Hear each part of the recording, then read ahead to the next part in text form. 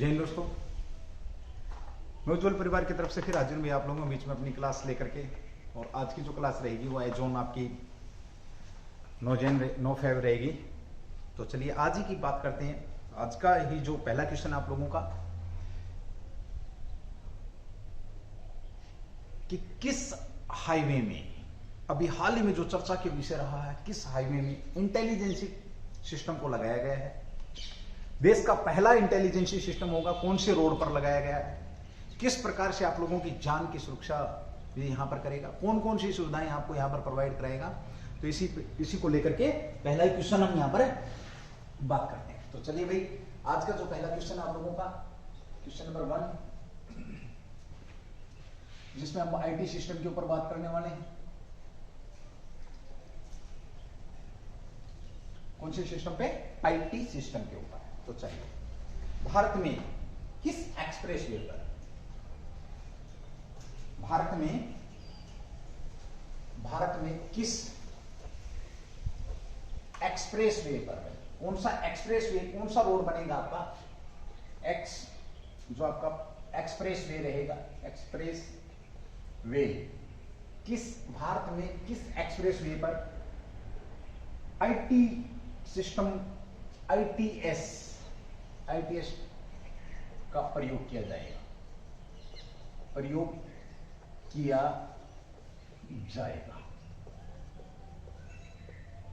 बहुत बढ़िया क्वेश्चन है भैया आप लोगों का। 2022 में ये जो आपका काम आने वाला क्वेश्चन रहेगा। जो भी एग्जाम रहेंगे इस क्लास के अंदर हम आपको इंपोर्टेंट्स जो क्वेश्चन रहते हैं एग्जाम के हिसाब से उनके ऊपर भी बात करते हैं। जो नियरेस्ट जो घटनाएं आपकी घटनाक्रम रहता है उनके ऊपर भी बात करते हैं।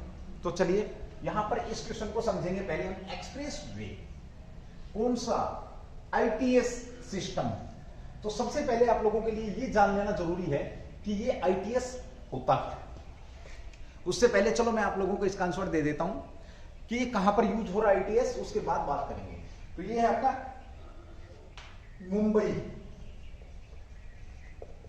मुंबई नागपुर एक्सप्रेसवे।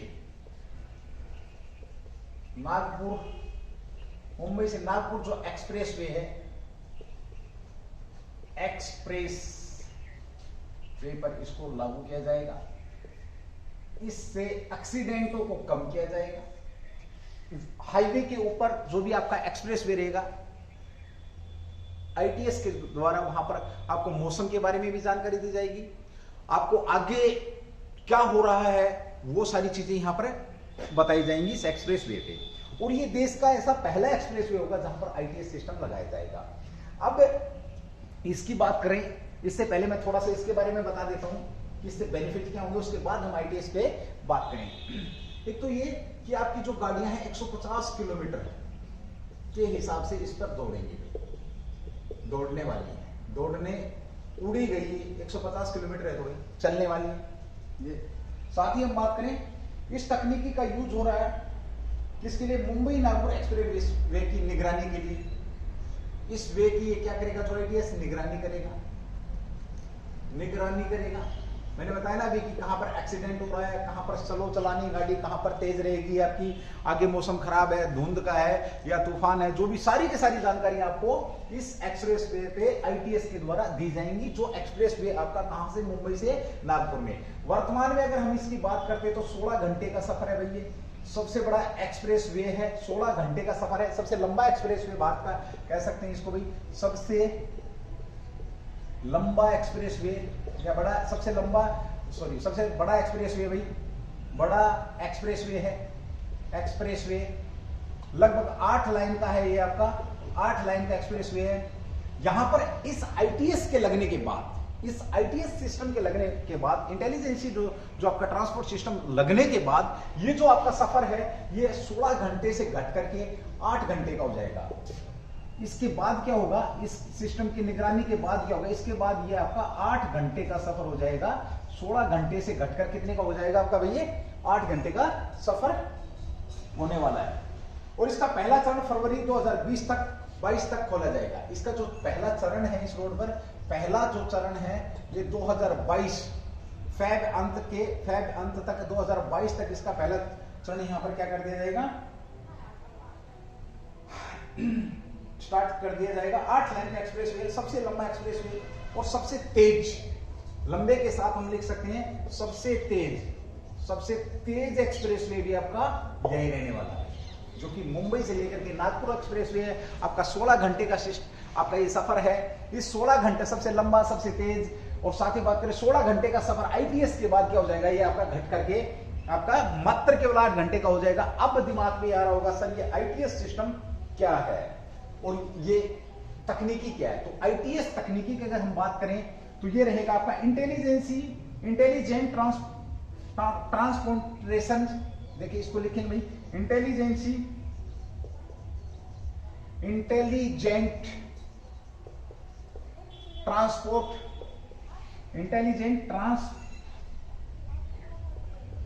ट्रांसपोर्टेशन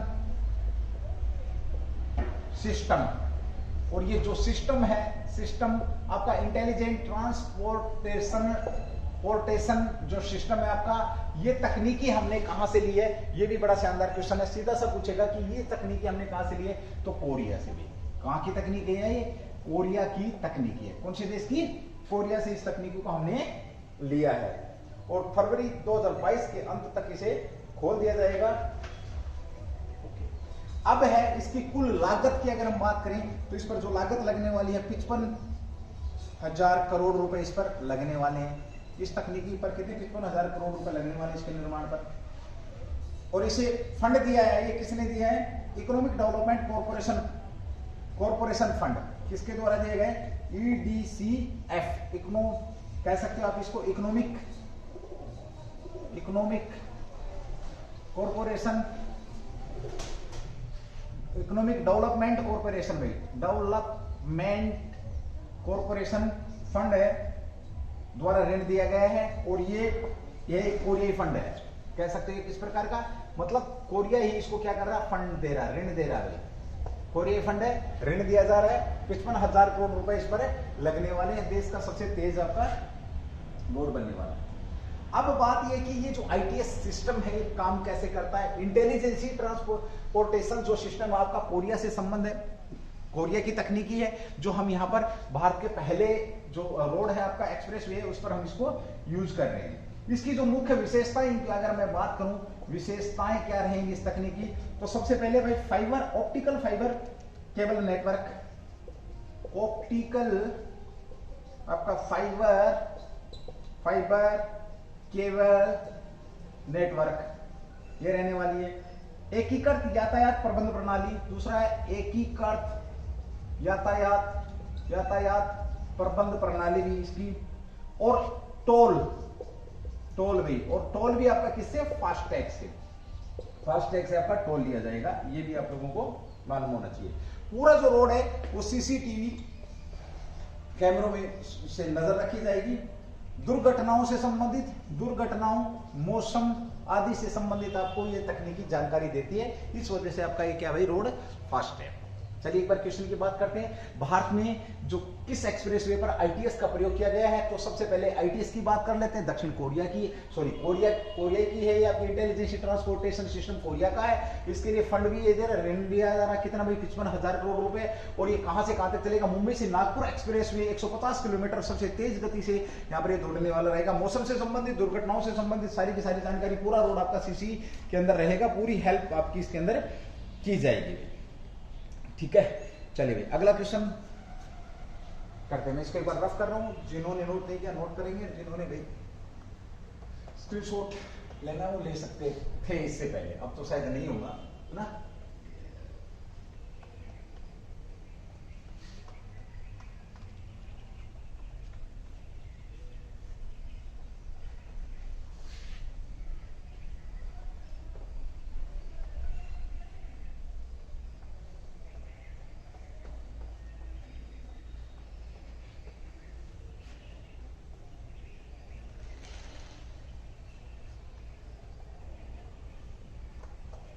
चलिए भाई अगला क्वेश्चन है आप लोगों का,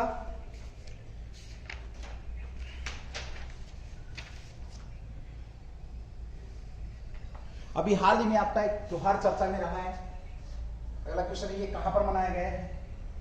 कंचोत। कंचोत त्योहार चर्चा में है भाई। यह कहां मनाया गया है? यह कहां मनाया जाता है? अच्छा क्वेश्चन है भाई, कंचोत त्योहार कहां पर मनाया जाता है? देखिए कहां पर, शायद सबसे पहले इसकी बात कर लेते हैं। कंचोत जो त्योहार है आप लोगों का, ये आपका J&K के अंदर मनाया जाता है। किसके अंदर मनाया जाता है? आंसर की बात करें तो आंसर रहेगा इसका J&K भाई, जम्मू और कश्मीर के अंदर मनाया जाता है। साथ ही हम यहां पर बात करें J&K में ये त्योहार मनाया जाता है। एक और हाईलाइटेड मुद्दा है यहां पर कि विश्व का, देखिए जब J&K की बात करें तो विश्व का सबसे बड़ा इग्लू बनाया गया है। विश्व का सबसे बड़ा इग्लू कहां पर बनाया गया है? J&K के अंदर बनाया गया है। ये आपको मालूम होना चाहिए। इससे पहले अगर ये सबसे बड़ा, तो इससे पहले कहां पर था? स्विट्जरलैंड के अंदर था भाई। स्विट्जरलैंड के अंदर इससे पहले सबसे बड़ा इग्लू था, ठीक है। और अब कहां पर? भारत में सबसे बड़ा इग्लू बनाया गया है। कहां पर बनाया गया है? तो J&K के अंदर ये आपका सबसे बड़ा इग्लू बनाया गया है। अब कंचोत त्योहार की बात करें तो किस प्रकार का त्योहार है? जिस प्रकार से आपका करवा चौथ जो त्योहार है, उसी प्रकार से आपका कंचोत त्योहार है। ये करवा चौथ की तरह है। करवा चौथ, जहां पर महिलाएं अपने पति की उम्र के लिए इस व्रत को रखती हैं। इस दिन ब्लैकमेल बहुत होते हैं लोग, ठीक है। वो चलो मैं बात नहीं करूंगा, सिर्फ इतनी बात करेंगे। जो पति हैं वो बेचारे इस दिन बहुत ज्यादा, बेचारा ही कहूंगा उनको, बेचारा ही कहना ठीक रहेगा, उस दिन बहुत ज्यादा ब्लैकमेल होते हैं। धमकी दी जाती है, बोल ये काम करेगा या व्रत तोड़ू, इधर व्रत टूटे नहीं, इधर गर्दन टूटी नहीं, क्योंकि लंबी आयु के लिए, लंबी आयु छोटी हो जाएगी, तो जिंदा रहने के लिए सब चीजों की यहाँ होती है उस दिन भाई, ठीक है। तो ये मनाया जाता है आपका, सेम ऐसा ही है। इसकी बात करें J&K यूटी बना हुई है आपका, तो दो आपका J&K और लद्दाख एक साथ यूटी बनी है। लद्दाख, ठीक है, कब बने आपके? 19 के अंदर भाई। कब? 2019 के अंदर बने यूटी। ये भी आप लोगों को मालूम होना चाहिए। चलिए, और मालूम है भी, धारा 370 का संबंध भी यहीं से था। एक्ट 35 अल्फा का संबंध भी यहीं से था। ये सारी चीजें यहाँ पर हो रही है, ठीक है। ओके, अगला क्वेश्चन आप लोगों के बीच में भी, अभी हाल ही में वैश्विक डिजिटल कौशल सूचकांक कह सकते हो आप इसको, एक डिजिटल कौशल सूचकांक 2022 जारी हुआ है। कौशल, कौन सा? वैश्विक डिजिटल कौशल सूचकांक जारी हुआ है। वैश्विक कौशल वैश्विक डिजिटल कौशल सूचकांक जारी हुआ है। इसमें भारत का स्थान, इसमें भारत कौन से नंबर पर है? कौन से नंबर पर है? वैश्विक डिजिटल कौशल सूचकांक, यानी कि डिजिटल जो टेक्नोलॉजी है, इसका एक बार अर्थ समझेंगे, बहुत शानदार क्वेश्चन है। यानी कि डिजिटल, देखिए डिजिटलाइजेशन का जमाना बढ़ता जा रहा है अभी, ठीक है। 2022 अभी एक सूचकांक जारी हुआ, 2022। अब इस डिजिटलाइजेशन के जमाने में डिजिटल के बारे में, यानी कि डिजिटल या टेक्नोलॉजी के बारे में सीखने के लिए कौशल, जहां पे कौशल का मतलब सीखना, कला, तो कौशल या हम ये कहें डिजिटल में एक्सपर्ट होने के लिए कहां के लोग पहले तत्पर हैं, कहां के लोग तैयार हैं, ज्यादा लोग कहां के तैयार हैं कि भाई हमें डिजिटलाइजेशन के बारे में जानकारी होनी चाहिए। तो वो सूचकांक जारी हुआ आपका 2022। इस क्वेश्चन का मतलब तो समझ गए आप लोग कि कौन सा सूचकांक है, यानी कि डिजिटलाइजेशन को लेकर के कितने लोग तैयार हैं या कितने लोग तत्पर हैं कि भाई हमें इसके बारे में जानकारी चाहिए या इसके बारे में हमें सीखना है। ये 19 देशों पर सर्वेक्षण हुआ, आपको बता देता हूं, 19 देश, ठीक है भाई। ओके, साथ ही हम बात करते हैं 19 देशों में भारत कौन से नंबर पर है। ये बात तो मैं बता ही दूंगा आप लोगों के लिए, आप लोगों को। इससे पहले आप लोगों को यह पता होना चाहिए कि ये 2022 में जो डिजिटलाइजेशन या सूचकांक जारी हुआ, इसमें दूसरे नंबर पर कौन है।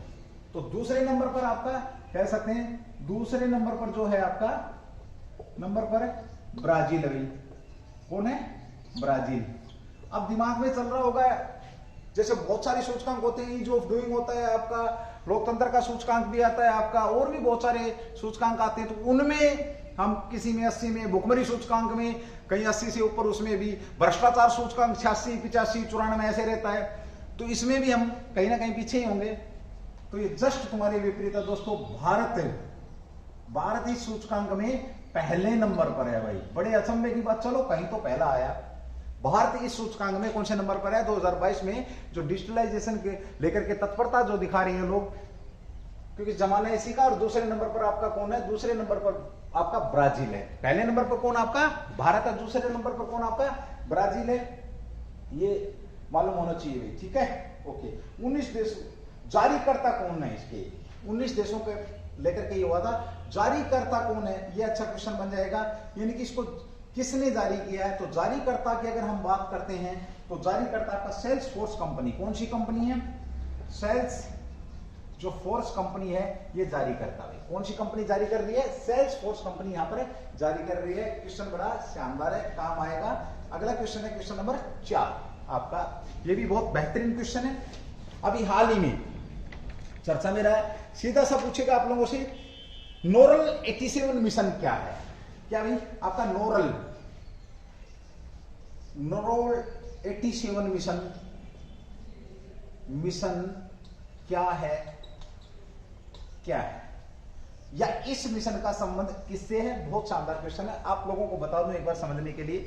देखिए, स्टेपेक्स का जिक्र किया था मैंने 2-4 दिन पहले, अपनी क्लास थी, रोज डेली कंटिन्यू क्लासें मिल रही हैं। कोई अगर पहली बार देख रहा है या किसी का कोई डाटा छूटा हुआ है, बहुत बेहतरीन कंटेंट आप लोगों को डिलीवर कराया गया है भाई। उज्जवल परिवार की तरफ से हमेशा यही पहल रहती है, यही आपके लिए सेवा के तत्पर खड़े रहते हैं। हमने जब अभी लॉकडाउन लगा तो उस लॉकडाउन में भी डेली आप लोगों को क्लासें दी हैं, और इसमें मैंने सेपेक्स का जिक्र किया था। ये आपकी यूएसए से, अगर देश की बात करें तो किस देश से संबंध है इसका? यूएसए से है भैया आपका। और अंतरिक्ष, निजी अंतरिक्ष एजेंसी है भैया। और ऐसी पहली निजी अंतरिक्ष एजेंसी जो सेपेक्स है आपकी, किसकी बात कर रहे हैं हम? सेपेक्स की बात कर रहे हैं। उसका संबंध है जो किससे भी आपका? सेपेक्स एक्स द्वारा लॉन्च किया गया है। ये बता देता हूं आपको, सेपेक्स ने ऐसी पहली, विश्व की ऐसी पहली कंपनी है जिसने बंदों को अंतरिक्ष, अंतरराष्ट्रीय अंतरिक्ष स्टेशन तक पहुंचाया है। तो कहां की सेपेक्स, कहां की आपकी?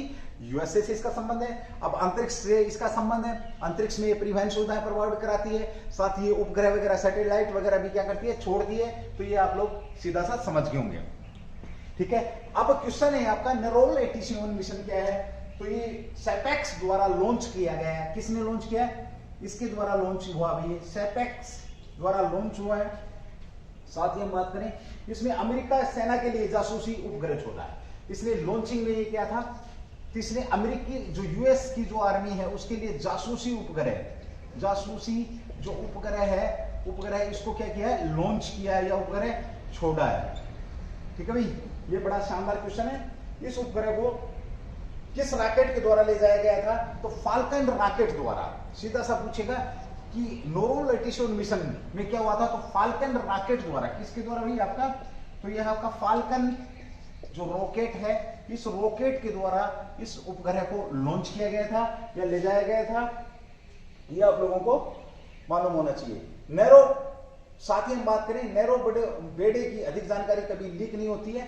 देखिए, आप लोगों ने एक सुना होगा नैरो, एक वर्ड सुना होगा नैरो, और ये जो इसकी जो जानकारी कभी लीक नहीं होती है, क्योंकि इसमें जो जानकारी के लिए जो यूज करता है, ये खुद के उपग्रह यूज करता है। नैरो ये खुद के उपग्रह यूज करता, खाली सेना के उपग्रह, सेना के जो उपग्रह है उन्हीं को यूज करता है, ये प्रयोग में लाता है। इसलिए इसकी जो जानकारी, नैरो की जो जानकारी, वो कभी लीक नहीं होती।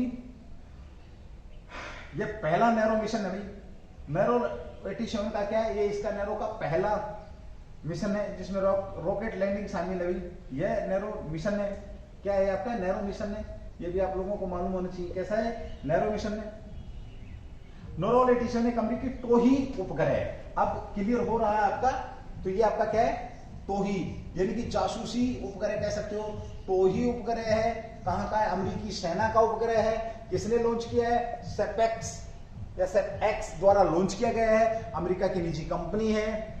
ये सारी चीजें आप लोगों को मालूम होनी चाहिए भाई, ठीक है।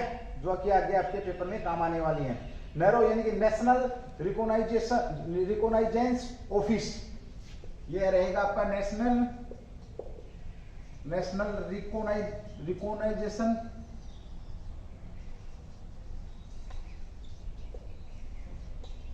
ऑफिस द्वारा लॉन्च किया गया है। और नैरो कई उपग्रह लॉन्च करता है या इसके माध्यम से कई उपग्रह लॉन्च किए जाते हैं।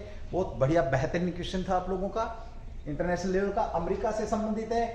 तो आपको पता है अमेरिका के अंदर जो राष्ट्रपति अमेरिका के जो बाइडेन साहब हैं, उपराष्ट्रपति कौन आपको पता है, कमला जो हैरिस हैं, वो उपराष्ट्रपति हैं। कमला हैरिस पहली उपराष्ट्रपति हैं, पहली महिला उपराष्ट्रपति अमेरिका की। साथ ही हम बात करें भारतीय मूल की है, साथ ही हम बात करें पहली कार्यवाहक महिला उपराष्ट्रपति भी यही हैं। और सबसे कम, विश्व में सबसे कम समय, कुछ घंटे तक ही कार्यवाहक राष्ट्रपति के तौर पे यूएसए के कार्यवाहक जो विश्व हो सकती है उसके कार्यवाहक राष्ट्रपति के तौर पर भी इन्होंने काम किया। 50 इसके अंदर क्या है, अमेरिका के अंदर 50 राज्य हैं। साथ ही हम बात करें 50 राज्य इसके अंदर हैं, फेडरल है भाई, इसमें एक और छोटे छोटे 11 द्वीप भी हैं भाई।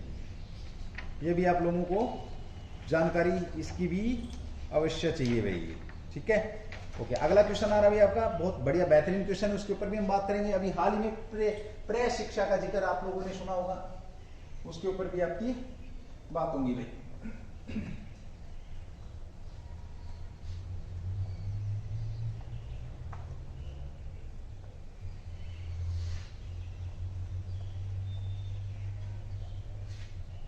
क्लास को शेयर कर दिया आपको भाई,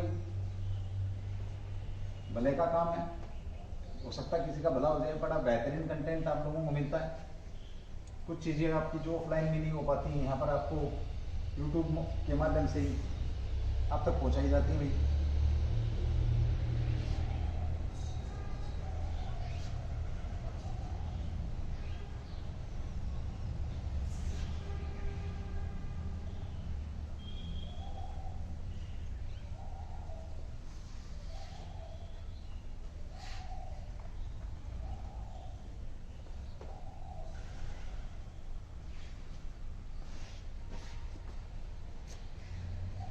प्रेस शिक्षालय अभी चर्चा में रहा आपका। अगला क्वेश्चन में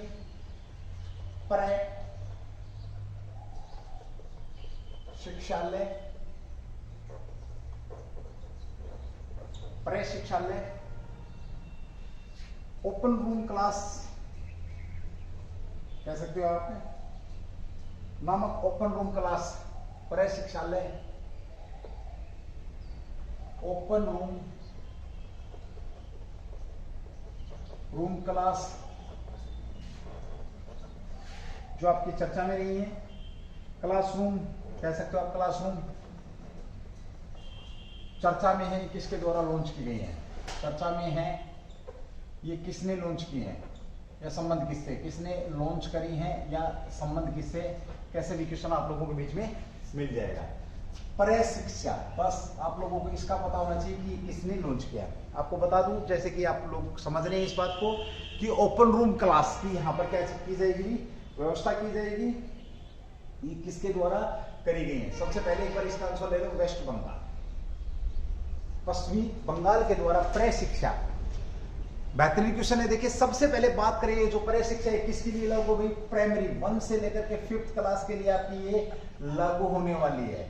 क्यों लागू होने वाले, कोविड-19 की वजह से छोटे बच्चों ने क्या कर दिया, छोटे बच्चों ने क्या किया, स्कूल जाना बंद कर दिया भाई, स्कूल जाना बंद कर दिया। उस शिक्षा के स्तर को लाने के लिए वापस क्या किया जा रहा है, ओपन क्लासरूम 1 से 5th प्रेस शिक्षा यहाँ पर लॉन्च की गई है। यहाँ पर क्या मिलेगा, इन्हें एक समय का खाना मिलेगा, इन्हें खाना दिया जाएगा, खाना एक टाइम का भाई, एक वन टाइम का क्या दिया जाएगा, खाना दिया जाएगा। साथ ही इन्हें दूर दूर बैठा करके ओपन क्लासरूम में इनको पढ़ाया जाएगा। और इसका उद्देश्य क्या है, ग्रामीण क्षेत्र, ग्रामीण जो क्षेत्र हैं, ग्रामीण क्षेत्रों में बच्चों को शिक्षाओं से जोड़ के रखना, बच्चों को शिक्षा से जोड़ के रखना। क्योंकि कोविड-19 के चलते 3 साल से क्या हुई है, शिक्षा आपकी क्या हुई है, शिक्षा का जो स्तर है वो गिरा है, शिक्षा का स्तर क्या हुआ, गिरा है। और क्यों गिरा, कोविड-19 के चलते छोटे बच्चों ने स्कूल में जाना क्या कर दिया, बंद कर दिया। और वेस्ट बंगाल के अंदर हम बात करें तो हर गांव तक इतनी नेट की सुविधा नहीं है जितनी कि आप लोग हरियाणा में देख पा रहे हैं। ठीक है, आप अच्छे काम किए थे जो कि हरियाणा के अंदर आप पैदा हुए, ठीक है। तो वहां पर ऑनलाइन क्लासों की व्यवस्था नहीं हो पाई, उसके चलते प्राइमरी, प्री प्राइमरी या प्राइमरी छात्रों के लिए शुरू किया गया है। कह सकते हैं प्री प्राइमरी, प्राइमरी व प्राइमरी, प्री प्राइमरी व प्राइमरी के लिए इसको क्या क्या किया गया है, इसे लागू किया गया है। कहां पर किया गया? वेस्ट बंगाल में। इसे मध्याह्न भोजन की व्यवस्था मैंने बात कर लिया आपकी, जो मध्य दोपहर का भोजन भी, दोपहर का भोजन यहाँ पर बच्चों को खिलाया जाएगा। 2011 के अनुसार देखिए, नीति आयोग के अनुसार, नीति आयोग जो है, आयोग के अनुसार 2010-11 में प्राथमिक स्कूल छोड़ने की जो दर है, किसकी भाई? स्कूल छोड़ने की जो दर थी वो 6.61% थी, और कोविड के बाद इसमें भारी संख्या में इजाफा हुआ है। इंटरनेट सेवा मिल नहीं रही है, ये आप लोगों को पता है। और इन सब चीजों के लिए IMF जो आपकी है, इससे वेस्ट बंगाल क्या कर रहा है भाई? कर्जा ले रहा है, ऑलरेडी पहले ले चुका है, बहुत सारी योजनाएं यहाँ पर ये लागू कर रहा है। राज्य में साक्षरता की बात करें तो राज्य में जो 2001 में ये 68.64% थी साक्षरता दर की। अगर हम बात करते हैं 2011 में ये कितनी हुई है आपकी? 77% हुई है भाई। 2011 में साक्षरता दर कितनी आपकी? 77% हुई है। वेस्ट बंगाल में नेट की कमी के चलते या वहां पे डेवलपमेंट को देखते हुए उन्होंने अपने बच्चों को वापस स्कूल में बुलाने के लिए प्रे शिक्षा का संबंध सीधा सा ओपन क्लासरूम या आप लोगों के बीच में आ चुका है। बहुत बेहतरीन क्वेश्चन है, इसके बारे में भी आप लोगों को, प्रे शिक्षा के बारे में भी आपको पता होना चाहिए। ठीक है, ओके। उसके साथ ये अगला क्वेश्चन भी आप लोगों का, अभी एक प्रोजेक्ट चर्चा में है आपका, नेशनल, अगला क्वेश्चन में आपका एक प्रोजेक्ट है आपका, नेशनल रोप वे डेवलपमेंट प्रोजेक्ट, पर्वतमाला, पर्वतमाला जो आपका पर्वतमाला national ropeway development project, national ropeway project का संबंध किससे है भाई? या सीधा कह सकते हैं पर्वतों के लिए भी हाल ही में किसका, कौन से प्रोजेक्ट को लॉन्च किया गया है? तो नेशनल रोपवे प्रोजेक्ट का संबंध पूछ लेगा। तो किससे भाई? आपका नेशनल रोपवे प्रोजेक्ट का जो संबंध है, इसके आंसर की बात करें तो पर्वतों से भाई, पर्वतों से है। यानी कि अब जो लोग चल फिर नहीं सकते हैं, देखिए नेशनल रोपवे प्रोजेक्ट क्या है, इसका संबंध किससे? क्वेश्चन इस प्रकार से लिखेंगे तो पर्वतमालाओं से है भाई, पर्वतमालाओं से है। यानी कि जो ऊंचे ऊंचे पर्वत हैं, जो लोग जा नहीं सकते हैं, अब वो उड़ के जाएंगे पर्वतों पे। कैसे जाएंगे? उड़ के जाएंगे। बस फर्क इतना है, उड़ेंगे कैसे भाई? उड़ेंगे वो रोप के द्वारा, जैसा कि इसके अंदर है नेशनल रोपवे प्रोजेक्ट। तो क्या होगा? उद्देश्य की बात करें, उद्देश्य तो जो लोग पर्वतों पर नहीं जा सकते हैं, है ना, जो लोग पर्वतों पर नहीं जा सकते हैं उन्हें पर्वतों की चोटी पर पहुंचाना। यानी कि जो जाने की इच्छा रखते हैं, तो पर्वतों के बारे में कह सकते हो आप, पर्वतों के बारे में जानकारी देना और उन्हें चोटी पर ले जाना, चोटी पर ले जाना भाई, इसका उद्देश्य है। या इस उद्देश्य की जगह आप इसको ये भी कह सकते हैं कि टूरिज्म को बढ़ावा देना, टूरिस्टों को बढ़ावा देना, टूरिज्म को बढ़ावा देना भाई। किसको बढ़ावा देना? टूरिज्म को बढ़ावा देना भी इसका उद्देश्य है। एक्चुअली तो यही सूट करेगा इसमें, टूरिज्म को बढ़ावा देना इसका उद्देश्य है, क्योंकि बड़े बुजुर्ग तो घूमने जाए ना, है ना। तो घूमने कौन जाएंगे? आप जैसे जो बॉयलर है, आजकल जो पिज्जा बर्गर की जो कह सकते हैं खा के पहलवान बने हैं, वो चढ़ा जाएगा नहीं और बोलेंगे ओ उधर चलेंगे चोटी के ऊपर। तो उस जो चोटी पे जाने के लिए आपका अभी क्या किया जाएगा? नेशनल रोपवे प्रोजेक्ट शुरू किया गया है। 8 प्रोजेक्ट अभी, 8 रोड बनाए जाएंगे आपके, ये मतलब रोप रोड रहेंगे आपके, कितने? 8 रहेंगे, इसके अंदर शामिल है 8 रोड या रोप रोड रहेंगे, कह सकते हैं, जिनके ऊपर आपका क्या झूला लगेगा, कह सकते हैं आप, हवाई झूला। उन झूलों में बैठ के आप लोग जाने वाले हैं। साथ ही हम बात करें पहाड़ों तक पहुंच को आसान करना, इसमें ये भी शामिल कर सकते हो आप, पहाड़ों तक पहुंच को आसान करना, क्योंकि चढ़ना भी बस की बात है नहीं तुम्हारे भाई। ठीक है, ओके। और इसको करेगा कौन? ये प्रोजेक्ट करेगा कौन? किसने लॉन्च किया? तो सड़क परिवहन मंत्रालय, सड़क परिवहन, जय हो भाई, सड़क परिवहन मंत्रालय। तो ये मंत्रालय इसको लॉन्च कर रहा, मंत्री कौन है? गडकरी साहब है। ये भी आप लोगों को पता, नितिन गडकरी साहब क्या है? मंत्री हैं। ये प्रस्तावित कब के लिए प्रस्तावित, आपका 2022-23 के लिए प्रस्तावित है। तैयार हो जाओ पहाड़ों में उड़ने के लिए भाई। बहुत बढ़िया क्वेश्चन है आप लोगों का। और इसकी जो दूरी रहेगी इस प्रोजेक्ट के तहत, तो ये आपके 60 किलोमीटर तक के रोप रोड बनाए जाएंगे, जिसके ऊपर आप बैठ करके कहां जाएंगे, जिसके ऊपर बैठ करके आप लोग पहाड़ों की सैर करने वाले हैं। चलिए भाई, अगला क्वेश्चन भी आप लोगों का बहुत बेहतरीन क्वेश्चन है। अभी हाल ही में जो आपका सीपीईसी समझौता हुआ है, किन दो देशों के बीच में हुआ, एक बार मैं इसको रफ कर रहा हूं, उसके बाद आगे बढ़ते हैं भाई। सीपीईसी समझौते की बात यहां पर हो रही है।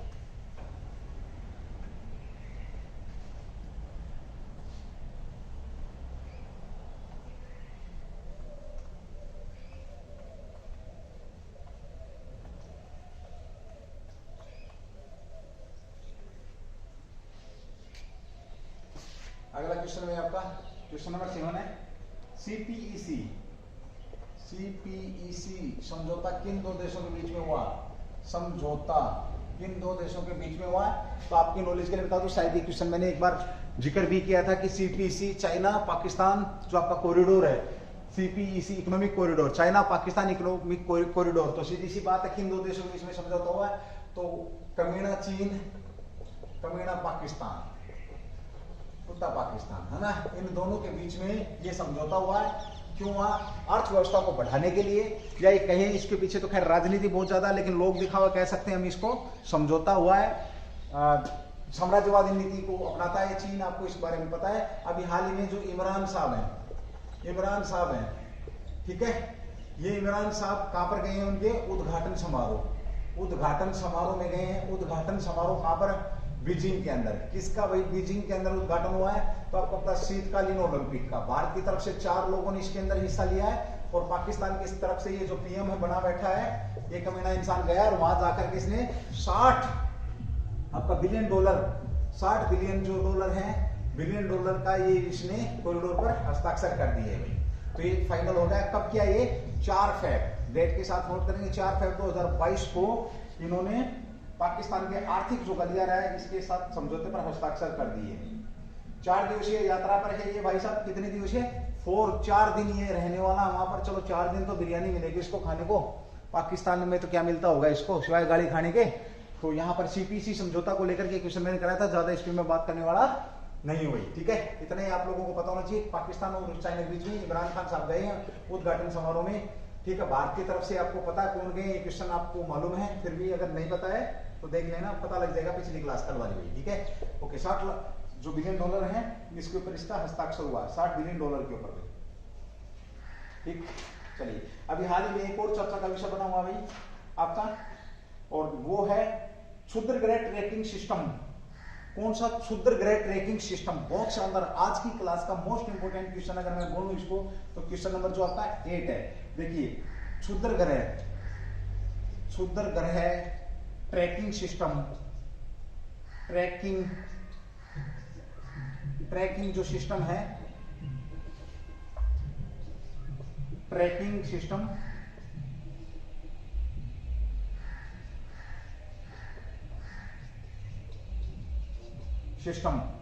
कौन सा क्षुद्र ग्रह ट्रैकिंग सिस्टम है जो 24 घंटे अब इनको क्या करेगा, अंतरिक्ष को स्कैन करेगा, अंतरिक्ष को स्कैन करेगा। देखिए, ज्यादा बात नहीं करूंगा, सिर्फ सीधी भाषा में बात करूंगा।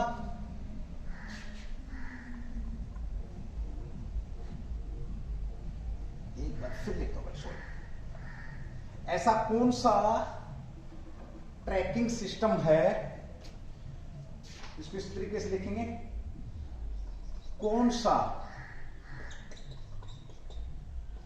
ट्रैकिंग सिस्टम, आपका क्षुद्र ग्रह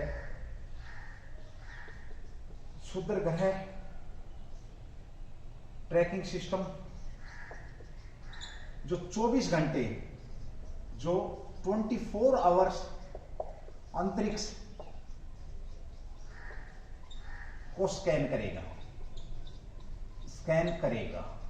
चर्चा में है भाई, मोस्ट इंपोर्टेंट क्वेश्चन, इसलिए मैंने उसको मिटा करके दोबारा लिखा। आपको बता दूं, सबसे पहले तो आप लोगों को ये पता होना चाहिए कि क्षुद्र ग्रह कौन से होते हैं, जो ब्रह्मांड के अंदर स्वतंत्र रूप से जो ग्रह छोटे छोटे जो घूम रहे हैं, उनको पिंड कह सकते हो आप, उनको जो तारे कह सकते हो, वो जो घूम रहे हैं, उनको पृथ्वी से बचाने के लिए, पृथ्वी से बचाने के लिए, पृथ्वी को बचाने के लिए अंतरिक्ष पर नजर रखी जाती है कि कौन सा कब टकराने वाला है, कितना नुकसान करेगा। ऐसे पीछे इतिहास के अंदर बहुत सारी घटनाएं हैं, जब क्षुद्र ग्रह टकराए और पृथ्वी पर नुकसान हुआ, जान माल की भी हानि हुई है। तो हम 24 घंटा, अब तक क्या था कि कुछ ऐसे मतलब जो उपग्रह छोड़ रखे हैं जो उसको ट्रैक कर रहे हैं कि क्या क्या घटनाक्रम ब्रह्मांड के अंदर हो रहा है। अभी हाल ही में नासा के द्वारा छोड़ा गया, नासा ने छोड़ा, इसका आंसर दूंगा। देखिए पहले तो ये क्षुद्र ग्रह कौन से, जो पृथ्वी के आसपास घूम रहे हैं, वो कभी भी पृथ्वी से टकरा करके पृथ्वी को नुकसान पहुंचा सकते हैं। तो उनके बारे में जानकारी एकत्रित करने के लिए अब 24 आवर्स उन पर निगरानी रखी जाएगी, स्कैन करेगा वो कौन सा सिस्टम है। तो ये बना आपका एटलस, इसको बोला गया एटलस, एटलस जो क्षुद्र ग्रह ट्रैकिंग सिस्टम। तो ये अब लगातार 24 घंटे क्या करेगा, अंतरिक्ष पर नजर रखेगा और पृथ्वी के निकट की वस्तुओं के लिए पूरे अंधेरे आकाश की खोज करने में सक्षम है। क्या करेगा, पहला सर्वेक्षण बन गया है जो पृथ्वी के निकट की वस्तु, जो पृथ्वी के निकट आसपास जो घूम रहे हैं, पृथ्वी के निकट की वस्तुओं को क्या करेगा, अंधेरे में भी ये क्या करेगा, भी सर्वेक्षण करेगा वस्तुओं का। NEOS, नियर अर्थ ऑब्जेक्ट, आप समझेंगे आप, नियर अर्थ ऑब्जेक्ट्स को स्कैन करने के लिए एटलस इस तरीके से सक्षम हुआ है कि ये आपका 24 घंटे इनके ऊपर अब नजर रखेगा, ये सक्षम हो चुका है आपका। ठीक है, अब बात आती है कि एटलस का जो विकास है, ये किसके द्वारा एटलस का विकास किया गया, ये भी आप लोगों के लिए अच्छा क्वेश्चन बनेगा। देखिए UHIFA द्वारा, एटलस द्वारा पहले 2 एटलस टेलीस्कोप लॉन्च किए थे। आपका टेलीस्कोप है, 2 एटलस टेलीस्कोप लॉन्च हुए थे भाई। ठीक है, हवा में विकसित किया गया था, हवा में क्या किया गया था, विकसित किया गया था। और साथ ही बात करें नासा के near earth object observation program के तहत, जो नासा का प्रोग्राम था, ये नासा का कौन सा भी, नियर अर्थ ऑब्जेक्ट 2013 के तहत इनको क्या किया गया था, लॉन्च किया गया था, यह विकसित किया गया था। ठीक है भाई, ओके। इसी के साथ अब वाला जो था पृथ्वी की रक्षा के लिए, इसे 24 नवंबर 2021 को कैलिफोर्निया स्पेस से, कब आपका 24 नवंबर 2021 को आपका पहला पूर्ण पैमाने वाला मिशन, पहला पूर्ण पैमाने वाला मिशन कब लॉन्च किया पृथ्वी की रक्षा के लिए, तो ये आपका 24 नवंबर 2021 को लॉन्च किया है। ये भी आप लोगों को मालूम होना चाहिए। ठीक है, ओके। यहां पर भाई हमने बात करी, किसकी बात करी, कि क्षुद्र ग्रहों को लगातार 24 घंटे स्कैन करने के लिए, क्षुद्र ग्रह कौन से होते हैं, आपको एक प्रोग्राम है नासा का, नियर अर्थ ऑब्जेक्ट को देखने के लिए, स्कैन करने के लिए, उन्हें क्षुद्र ग्रह कहते हैं उनको। उस प्रोजेक्ट के तहत अभी जो एटलस, जो आपका टेलीस्कोप भेजा गया है, या कितने लगातार 24 घंटे इन पर निगरानी रखेगा और ये पता लगाएगा कि कौन सा पृथ्वी के नजदीक आ रहा है, कौन सा ज्यादा नजदीक आ रहा है, जिससे पृथ्वी को नुकसान होने की प्रबल संभावना बनी होती है। चलिए दोस्तों, आज की जो क्लास थी आप लोगों की यहीं पे समाप्त होती है। मेरी तरफ से फिर वही रिक्वेस्ट है कि भाई क्लास को शेयर कर दिया करो। लोग आंकड़े लगा लेते हैं कि क्लास सिर्फ और सिर्फ एक ही बात है, आपको भी पता है, हमें भी पता है, सिर्फ बात यहीं तक है, यही हो रही है कि लोग शिक्षा का आकलन कर लेते हैं, कि शिक्षा के लेवल का आकलन जो करते हैं वो दुख भरी बात है, बाकी कुछ नहीं है, कोई बात नहीं। बाकी मेरे कहने से ना तो आप शेयर करेंगे, ना ही मेरे कहने से पूरी क्लास को देखेंगे, आप तो स्किप कर करके देखेंगे, ये भी मुझे पता है। और पता नहीं कब कौन सा क्वेश्चन है। दोस्तों याद रखना, ये क्लासें आपके सामने पड़ी हुई हैं, प्रॉपर प्लेलिस्ट बनी हुई है उज्ज्वल कोचिंग कैंपस के हिसाब से, और जब भी कोई एग्जाम आएगा तो मैं इन क्लासों को आपको पर क्लास के हिसाब से दिखाऊंगा कि ये क्वेश्चन कहां से उठा है, ये क्वेश्चन कहां से उठा है। याद रखना इस बात को, पहला ही पेपर आपके आंख खोल के जाएगा, ये ध्यान रखना है इस बात को। मैं बार बार एक बात बोल रहा हूं। और एक चीज और यहां पर आपको एक एडवाइस दे रहा हूं, देखिए अभी लोग क्या कर रहे हैं, आपको थोड़ी सी बकवास तो लगेगी, मैं 2 मिनट का समय लूंगा। अभी आप लोगों को लगता है कि अभी कोई एग्जाम नहीं है, अभी कोई पेपर नहीं है, अब हम क्यों पढ़े, क्यों अपना नेट डाटा खर्च करें, हम तो सपना ही नचा लें, कोई और नचा लें, जो भी रहेगा आपका, जहां पर भी आपका दिल करे वो देख लें, यूट्यूब के ऊपर है ना, देखते रहिए दोस्तों। बता देता हूं, जब जब आपका कंपीटेट आराम कर रहा है, जब जो आपके कंपटीशन में है वो आराम कर रहा है, उस समय अगर आप पढ़ते हैं तो आप उससे आगे निकल रहे हैं। जब पढ़ने का समय तो वो तो पढ़ेगा ही पढ़ेगा उस समय, और उस समय आप भी पढ़ रहे होगे, तो उस समय उसे क्रॉस करना बहुत मुश्किल है। अब वर्तमान में बहुत से लोग ऐसे हैं जो शादी ब्याहों का सीजन है, थोड़े दिन बाद फिर लावणियों का सीजन आ जाएगा, त्योहार आ जाएगा, हमारा जो सबसे बड़ा कृषकों का त्योहार आ जाएगा, उसके बाद फिर कोई एग्जाम की डेट नहीं है। तो बहुत सारे इशू हैं आपके पास ना पढ़ने के लिए, बहुत सारे कारण हैं ना पढ़ने के, ना वीडियो देखने के, और ना ही ज्ञान का अर्जन करने के। लेकिन दोस्तों सिर्फ एक कारण है पढ़ने का, और वो ये है कि हमें औरों से आगे निकलना है। हमने सरकारी जॉब का जो टारगेट लिया 2022 में, उसे अचीव करना है तो पढ़ना पड़ेगा। अगर आप भी औरों की तरह नहीं पढ़ेंगे तो वहीं रह जाएंगे जहां आप हैं। थैंक यू, जय हिंद, जय भारत। ज्यादा कुछ बोलूंगा तो कोई दिल को बात लग जाएगी।